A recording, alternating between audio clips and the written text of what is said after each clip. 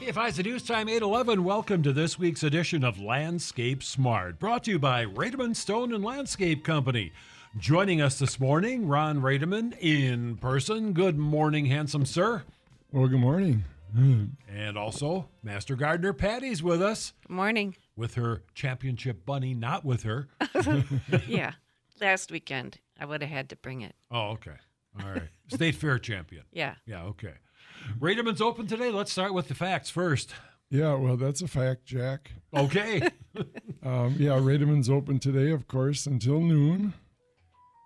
I know Joe's out there holding down the fort. I'm not sure who else. They were talking. I was in there yesterday afternoon and trying to figure out schedules and things like that. So that's always good. So, yeah, you can still get a delivery, I'm sure, yet. 920-922-7612. You want to get that started early. We're going to get some thunderstorms here, it sounds like, tonight, tomorrow, maybe even a little bit into Monday. So kind of a good chance to take advantage of the calm before the storm, let's just say. And that's pretty factual. We're in the north. We need it, too. Yeah, we're in the north end of the flood watch. It's basically southern Wisconsin, but they're still saying we could get 1 to 3 inches of rain over the next couple days. Yeah. Could. Yep. That's the operative. Yeah. Well, these storms they're pretty variable, and somewhere's going to get 3 inches, and some's going to get nothing out of it. That's usually just the way it works. Yep. And so we'll see where we end up in a couple days. And I should mention the lines are open, 923-1450, 1-888-900-1450. If you are bashful and you want to do the email route, kfizstudio@gmail.com. We'll get your question into the computer, and the computer will get the question to the experts. Okay, Mr. Computer. Now you're talking to the machine. Because Okay. I'm the one who can't even spell IT. So, it's one of those things that you do what you have to learn to do, and beyond that, you call for help. Yeah. That's where I'm at. Okay. I call for help a lot when it comes to that stuff. Well, you have to stay up on that stuff so much because it literally changes. You just about the time you think you got it figured out, then something changes. And so, but all for the good, I guess. Tomatoes. Last time you were here, you mentioned August 1st, you clip off the top foot of your tomato plants. I just did it yesterday, so I waited a week. Okay, but it's still advisable? Yeah, because there's blossoms up there that aren't going to do anything. Right, exactly. You won't get a full-sized tomato out of anything that's just starting to blossom. I'm having a problem getting decent-sized tomatoes anywhere this year. They're small. Even the early girls, they look like pregnant golf balls. That's about all I can say about them. Well, that variety is generally a little smaller, but my big ones that are on vine, like my beefsteak and things like that, they're looking well? good size. Well, that's good. We got a caller. Good morning. You're on the air. Good morning. Good morning, Ron. It's Cindy. Hi, Cindy. I have another Japanese beetle question. I have a client, and I think you know because you planted the English oak, and I have a birch tree. Both of those got really hit by the beetle, and they didn't catch it until after. So all of the leaves, not all of them, but a lot of them are, just webbed and falling off the tree. They did. One of them's going to have a professional come in, and I don't know if they're going to do something in the ground. But if something like that happens year after year to trees like that, is it detrimental to the tree the next year if they don't catch it in time? Well, typically, with trees that are affected by Japanese beetle and other insects or other problems, they can kind of fight through it the first time. And then, it's kind of like anything else. You've stressed it, you've weakened it, and if you continue to do that, you're gonna have a potential problem. If it's just one time what I would do is water it, because you want to keep it in good health, and we're supposed to get some rain, but a good deep soaking watering would be helpful especially, oak and birch for that matter too. Birch is going to be more shallow rooted, but birch like more water also. So, keep it in good health. I don't know that I would necessarily fertilize it. It's kind of at the wrong time of year to fertilize it, so I wouldn't push it necessarily. But, and if because you want some new growth, but you don't really want a lot of new growth. And if you can keep the roots in good health, that would be important too. But, as far as like what's going to happen next year, well, you don't want to, you never want it to stress it, especially consecutive. It's a lot of times it's even some of these funguses that hit the flowering crabs or hit, when we had black spot on the Norway maples a few years ago. The first year you say, don't worry about it. But if it hits them again, then you have to be concerned about it. Could you put on that 12-month tree systemic in the fall? I definitely would. It's not going to do any good now anymore. No. Because they're already, those beetles have already hatched and they're flying on to other areas already.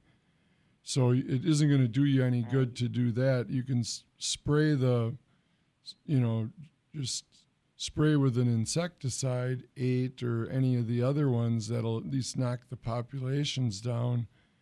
That would be helpful. And bees. I think, they did spray that English oak after they were gone, right?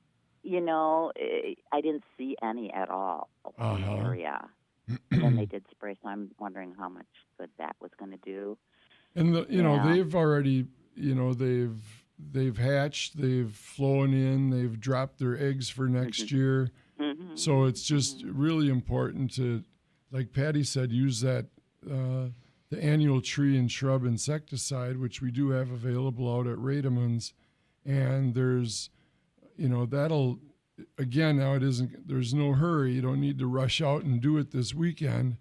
As a matter of fact, you could probably wait until October, do it then, or otherwise wait until spring, March, April, and do it at that point in time. Or you can do it both. Yeah, you can do both. Yeah, it doesn't hurt to do it, even though it lasts for a year. Sometimes the first application, it's good to do it both fall and spring. And then once a year should be sufficient. So okay, that's what I wanted to know. So yeah, thank you. All righty. Yeah. Thanks for the call. 923-1450, 1-888-900-1450. Just a quick reminder with this phone system, because we had a caller trying to call in during the course of this.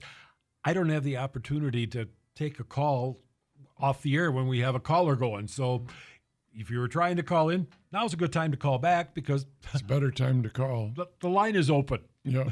So just a quick reminder. Call back quick. Yeah, because we're going to, why don't we just take our break right now because we don't have the call. And then they can call in. Yes. So, all right. Well, break number 1. Again, Rademann's open today. Best way to find us is work your way over to Highway 41. And then we're just 3 miles south of Fond du Lac. Just east on County B, a quarter mile, right there at the crest of the hill. Or give us a call. We can still do a delivery yet today or early next week. 922-7612. And we are back. 923-1450. We do have a caller, though. Let's hit the phones. Good morning. You're on the air. Good morning. Would like to talk to Ron about, I got the 2 spirea plants on the west side of my house. And I know a couple of weeks ago you said cut off the dead stuff on the top, what bloomed, and then they will rebloom again. Yes, they did. They're pretty well about halfway, got the new shoots color still about halfway there. Now, when they get done blooming now, you recommend to cut off that dead stuff then because they probably won't bloom anymore this year, right? Yeah, it probably isn't really. Some years you can get 3 three sets of blossoms off of spireas. But this year, with it being we had a little bit of a later spring, and so I don't think you're going to get a third one. Now, you could kind of try it and see. It wouldn't hurt anything, especially on a spirea. And if we'd happen to have a real nice September, maybe you do get a few more flowers. Probably not quite like you got the first time or the second time, Right. but yeah, I would still go ahead and you might want to even do it a week earlier rather than a week later. Sometimes as they're blossoming out, just don't wait for every last one. Right.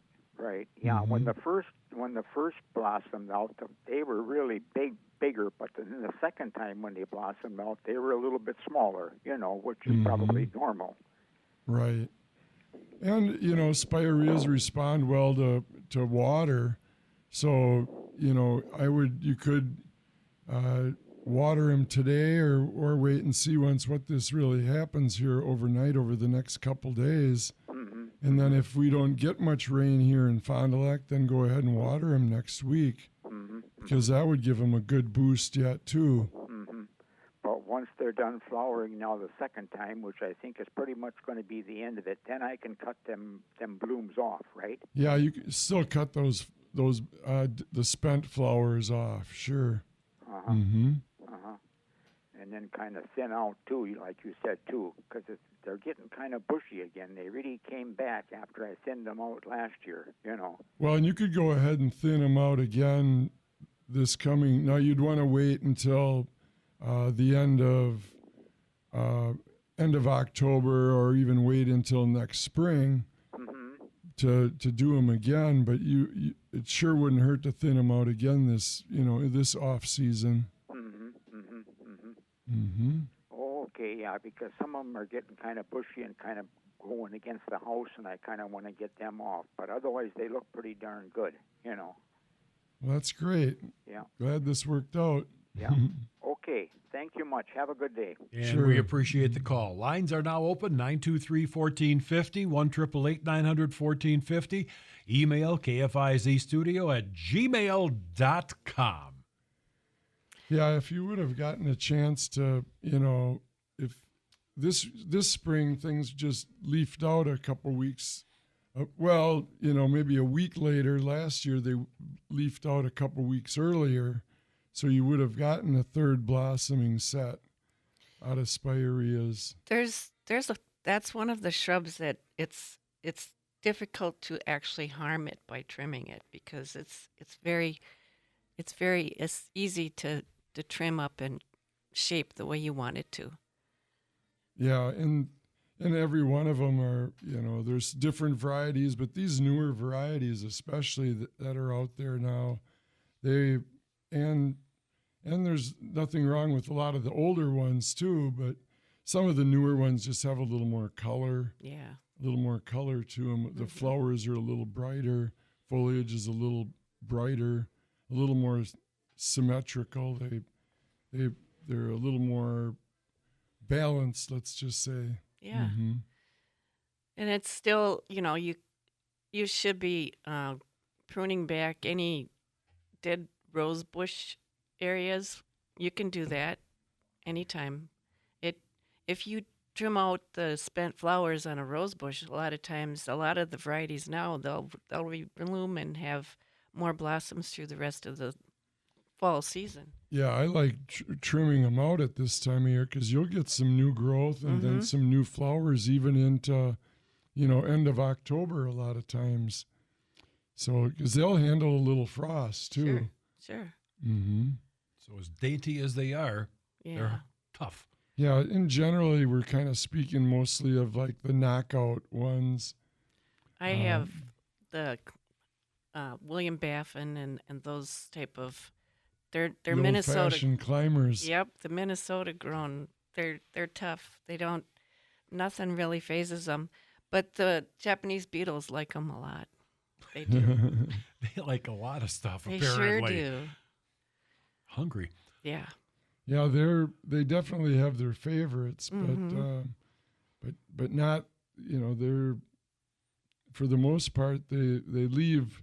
Well, it's like I said, it's more of a favorite. If you have both, if you have birch and maple, they're going to prefer the birch to the maple. But if you don't have the birch, then they'll go after those too. Yeah. Lindens can be bad. The silver linden isn't really affected, but some of the little leaf lindens are notorious for beetle, the Japanese beetle. And the people go and get those Japanese beetle traps, and I don't think it does you a lot of good to put one of those in your yard, because all the beetles will come to your yard to get in that trap, and they'll eat along the way. Well, all the Japanese beetle traps aren't, people are kind of, they're thinking they're going to catch them all, but that's not really the idea. The idea behind the Japanese beetle trap is that way they're there, and when to, if you start seeing them in the trap, now you can start spraying them. Yeah. So the traps are designed to help. They're designed to be an assist to help you spray, not an assist that you can kill and catch every one. Yeah. So it's an evidence collector. Yes. Right. Yep. It just warns you that they're in the neighborhood. So, but usually you can find out without a beetle trap. So it's a little bit of a check your foliage, right? Yeah. Yeah. You can look at the tree and see if they're there. Wow. So I'm not a big one into the beetle traps. Me neither. I tell people if they want to put it in their neighbor's yard, then the neighbors it'll track to their neighbor's yard, not theirs. How to get along with your neighbor 101. Yep. Invite them to their yard for dinner. 923-1450. If you have a question, give a shout. Could be on tomatoes or Japanese beetles or trees or bushes or chirping birds. Mm-hmm. One thing right now at this time of year, we start transplanting evergreens again now at this time of year. So if you're contemplating moving some evergreens around, this is actually a better time now than a month from now. You want to get your evergreens transplanted now before we don't have to really worry about winter here quite yet, but they do better if we can get them transplanted now and get them ahead of the cold weather. So yeah, this is a great time to dig and divide perennials too. They do really well divided in the fall, just as well or sometimes better than the spring, because they don't have to shoot out flowers and new growth when you plant them this time of year. Well, and that's the theory behind the evergreens too. They're done. The tops are done growing, just like the perennials. The tops are pretty well finished growing, but the roots are still developing. And so if you're dividing them, they'll redevelop roots. So, and we are doing some leaf trees too at this time of year, but for the most part, it's better to let those go. Yeah, it's too hot. Yep. Yeah. Okay, so we can do that, but when it's a heat index of 100 degrees, do we want to do that? Well, you just prune them back some and water.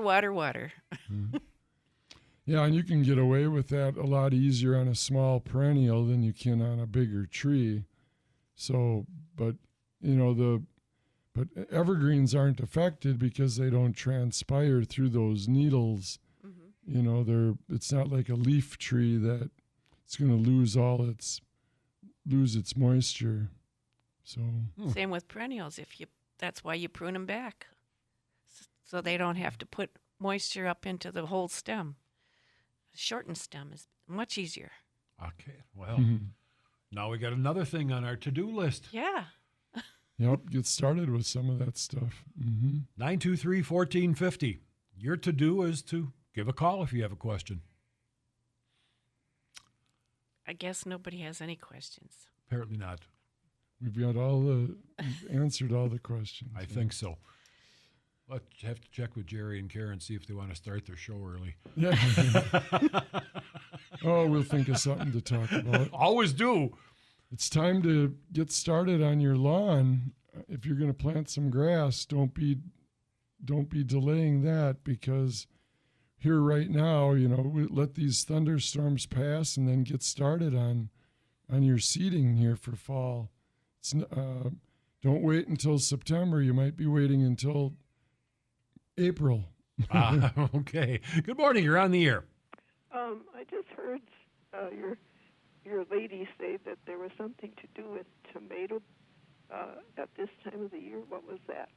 Well, what I do is, especially the ones that have gotten extremely tall, I cut back about a foot or something close to that, as close to the nearest formed tomatoes that are forming, because even if you're trimming off blossoms, those blossoms are not going to produce a full-size fruit this time after this time of year. So it takes some of the energy and puts it into developing the fruits that are already on the plant. Now, when you say cut a foot off, I mean, how tall are these right now? They're about 7 or 8 feet tall. Oh, so you're really only cutting Yeah. not even 10 or 15% off of it. Right. Yeah. Just a smidge, just so you I don't. was envisioning a 3 foot, and I thought if you're No. cutting a foot off of No. a 3 foot, you only have a If third you have left. a tomato that short this time of year, you're not doing something right.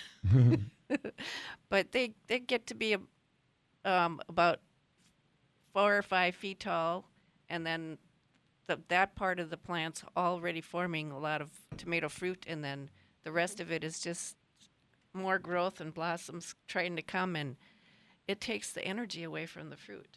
How tall are your tomatoes right now? I have some pretty short ones, so I must be doing something wrong. But Oh. I do have a few that are about 5 feet or so high. Yeah. If they're 5 feet and a lot of extra foliage is in there that you didn't, if you didn't trim out the suckers at a regular basis, then you're okay to trim back some of that growth. Okay. Well, thank you very much. That helps. All righty. Appreciate the call. Line is open, 923-1450, 1-888-900-1450. Email at kfizstudio@gmail.com. I guess you could trim them proportionately too. If Sure. they're 3 feet tall, you could still trim off the top 6 or 8 inches. Sure, that works. Because basically what you're doing, if I'm understanding this correctly, is just taking this excessive growth that's not going to be productive and putting the energy into what you want. Finishing the fruits that are already there. Is this both regular tomatoes and cherry tomatoes? Or Yeah, especially cherry. Cherries go crazy. They certainly do. Those would probably you'd probably get some developing on Yeah, those though. You could, but if you already got a ton of them on there, I got a Right. ton up to about 5 feet or so already, and there's still another 2 feet of plant and Yeah. still little blossoms and flying critters that are doing their job. And sure. But you can, give them a haircut. It's not going to hurt. It's going to help put more energy into making those the rest of them. become ripe. Okay. All righty. Well, after the rains are done, another chore. Or before the rains when I get home. Sure. Depends on how much you like to be in the hot sun. Yeah. The way it's been this summer, not too much anymore. Well, and maybe it's better to let them go in case we get some storms. I don't know. Wait till after the storm. It's up to you. I mean, I've had during really bad storms when it's super, super windy that they damage some of the stems. So it depends. Wide open choices. Yes. Wide open choices. Going back to your grass thing, you're talking big plots or just like even spot seeding areas or? Well, spot seeding or or lawn, brand new lawn, any new lawn areas, it's a little easier to get into spot seeding than to get into a full lawn. With a full lawn, a lot of times it's advisable to get started now, and you could do 1/3 now, wait 10 days, do another 1/3 or half, and then finish it out.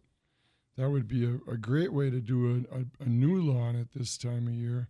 That way you're kind of hedging your bets, so to speak, as far as the weather goes. But, actually the 10-day outlook and 2-week outlook, it's not calling for hot weather.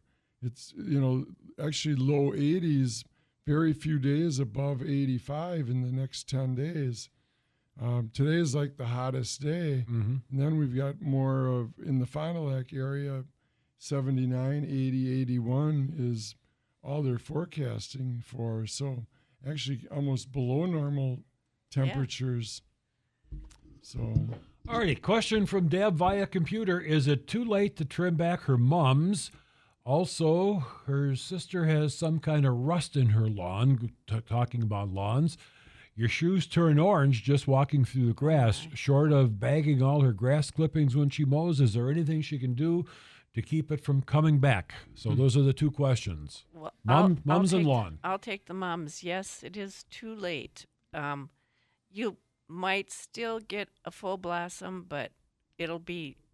I don't think it will, because usually by the 4th of July is when the cutoff is for trimming back mums and asters that have gotten out of hand. So The cutoff for the cutoff. the cutoff for the cutoff is the 4th of July. Yeah, and we're by that by quite a bit already. Yeah.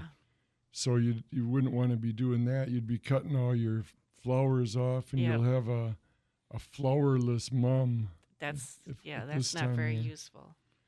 And yeah, That's not why you planted it. No, you could plant a green.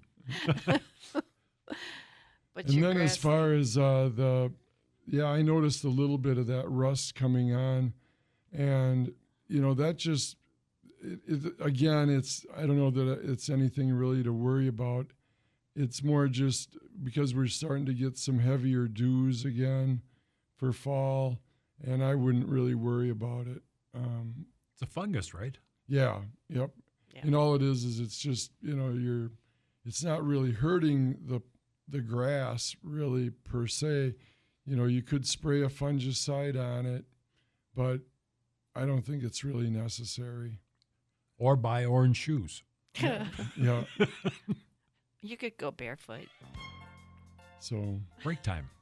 all right, let's take a little break. Again, you can still get a delivery from Rademann's. Give us a call, 920-922-7612, or otherwise hop on your horse and take a little drive out through the countryside. We're just 3 miles south of Fond du Lac and then east on County B. Lines are open. We're back. Landscape Smart, brought to you by Rademann Stone and Landscape Company. And we do have a caller, so let's hit the phones. Thanks for calling. You are on the air. Yes, I got a question. I got a raised raspberry patch, and I'd like to know if there's some type of method to keep the grass and weeds from growing in between. Jeez. A lot of mulch would help. Yeah, mulch is important and helps a lot. Now, that'll kind of smother them if you put it down at this time of year. So that wouldn't, you could either use mulch or even grass clippings would help. A better way would be if you wait until more like the middle or end of September, you could spray grass killer on there. Be sure not to use a weed killer. But you could use like a cleanup at Rademann's we have, and then just lightly use that towards the bottom end of the range, and while the grass is green, and that'll kill off, the grass that's there, and that should knock it back a little bit. I don't know that you'll get rid of 100% of it, but if you can keep it under control, it still helps. So, and that's coming up pretty quick here too now. We're only 6 weeks away from the end of September, unfortunately. Wow. So, That put it in perspective. Yeah. so you think, well, it's a long time away yet, but not really either. So I would do that. You could sprinkle some grass clippings on there in the interim, bark mulch. Next spring, get that mulch done a little bit earlier, and hopefully the grass killer, the cleanup works on that, and that'll eliminate most of it. But don't use a 2,4-D. That'll You'll eliminate your raspberries. You'll eliminate the raspberries then. Okay, line is open, 923-1450. Give us a shout. Yeah, a raised bed, that wouldn't really have an effect. He mentioned it was in a raised bed, but it wouldn't matter if it's ground level or... Raspberries don't conform to raised beds either. I mean, they grow like 3 feet away. They'll send a shoot and be more raspberries. Really? Yep, that's what raspberries do. So you can still, now those you could spray with your 2,4-D. Those you could. Yeah. But got to treat them once they escape. Now they're a weed. Yep, that's what happens. Just Any like plant. a dandelion. Yeah. Mm-hmm. I don't know. I just we had different raised beds where I've worked with having raspberries, and people tried to control, and it didn't last for too many years, and they were just out of control as normal. That's the way they want to be. Yep, They're wild. Yep. Well, and that's the way they reproduce is by runners, underground runners. So you can't really. There's no such thing as a non-running raspberry. Nope. I don't think there is. At least not that I know of. Something to develop, Ron, in your There you retirement go. years. There we go. We have to work on The hybrid raspberry that doesn't run. that. Work on that one. I don't know. There was some issues the last couple years of them having some kind of little bugs that get into the raspberries. So I don't know a lot of people that escaped that insect. Whatever it was, huh? Yeah, it's a small. But you aren't seeing that now this year or the last year? I don't know. I haven't heard about it coming around the last maybe a little bit last year, but not as much as for a while. There was a big drop in raspberry production because of that insect.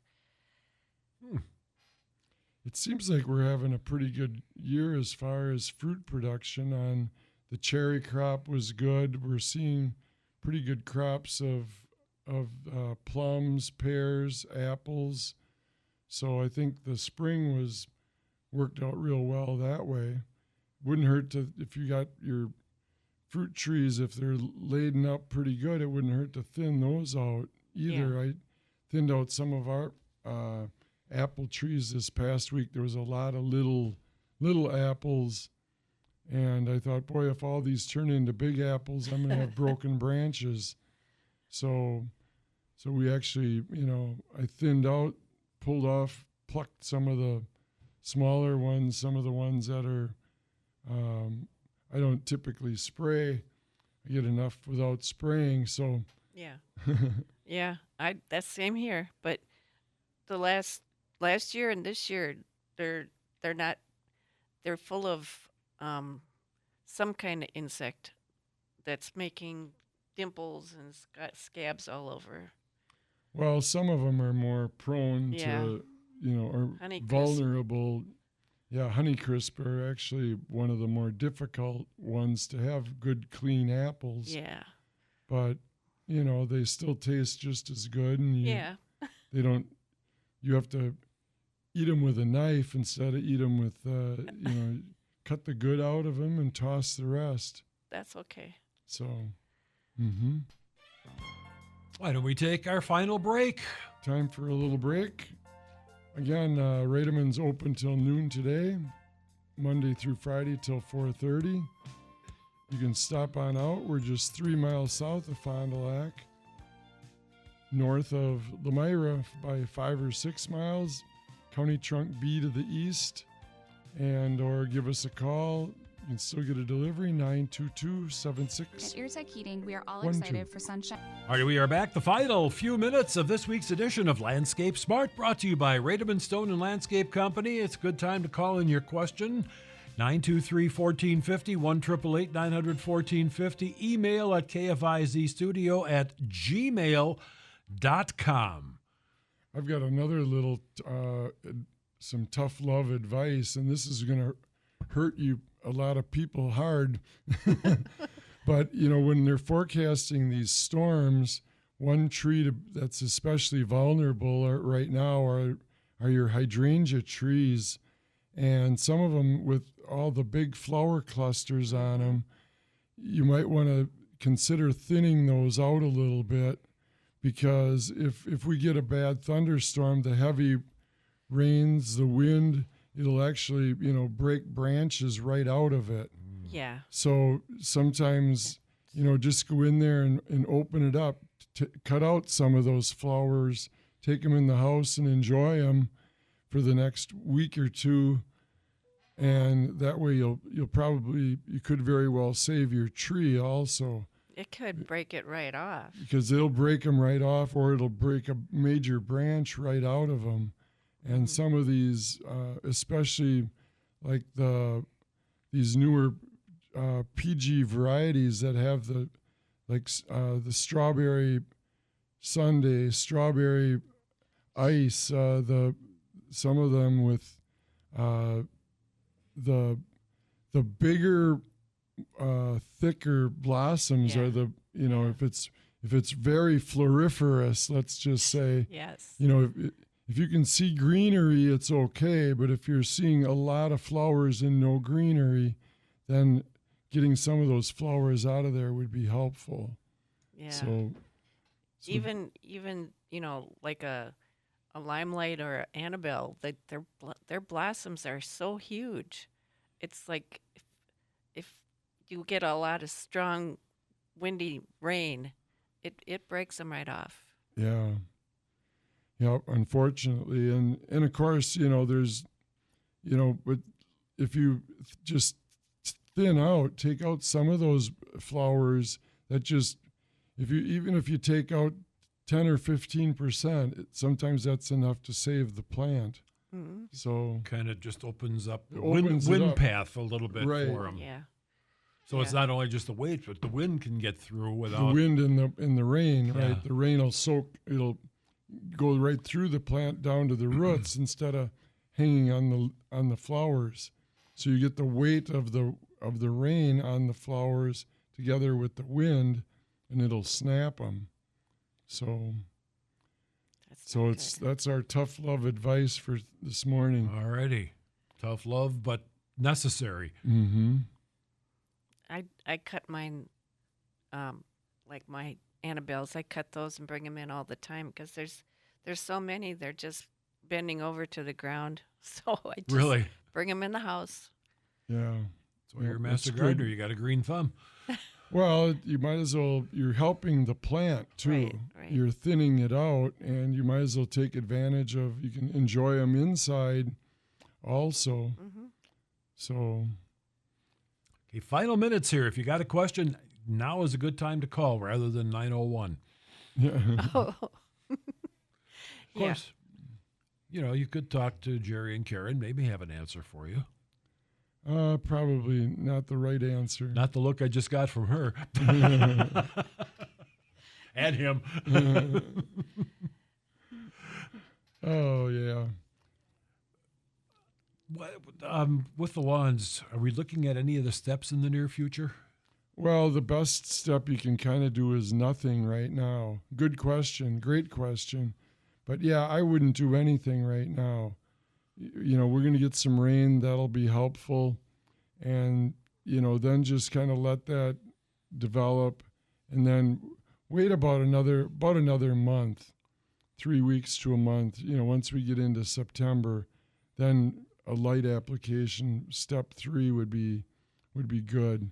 And 4 is later in the year. Yeah, that's not until November. So end of October, November. So whatever we have now, just leave. Yep. Yeah, just don't do anything right now. The best thing you can do is just hopefully we get some of this rain. We need it. And if we don't get rain, your next step would be to water, not to fertilize. Mm-hmm. Yeah. Okay. Mm-hmm. Good question, Jerry. And you got the products down there yet, right? Yeah. And you could pick up your step 3 anytime, and you're ready for it in a few weeks when it's needed. It's not the shelf won't go away. You can keep it on your shelf in the meantime. And then you have it when you are ready. When you're ready, right. I mean, how many times do you have a project and you say, I'm going to go do this? Oh, I have to go to pick stuff up before I can do my project. Right. It's always better to have everything on hand. That's always the slowdown on a lot of projects is you want to do it, and now it's, Rademann's is already closed, or you're too busy to get there, and you want to do it on Sunday or Monday, and so shop early, avoid the last minute rush. Right. Mm-hmm. And you can still get seed, I'm assuming, because you're talking about seeding. Yeah. Go ahead and great time to pick up your grass seed and get started on that. Perfect. All righty. More to put on the to-do list. So yeah, it's a good shopping time. Yes. Not always the best to do yet, but all righty. That's a wrap. That's about it. Again, Rademann's open till noon today, Monday through Friday till 4:30, and be best if you stop on out, give us a visit. And we're just 3 miles south of Fond du Lac, and then just east on County B, about a quarter mile right there at the crest of the hill. Perfect. Our thanks to Patty, Master Gardener. Appreciate your presence. Ron Rademann, thank you very much. And, of course, thanks to all of you for your emailed questions and the phoned-in questions as well. Back again next week with the next edition. Coming up, the Jerry and Karen Schneider Show on KFIZ Fond du Lac. It's 9 o'clock.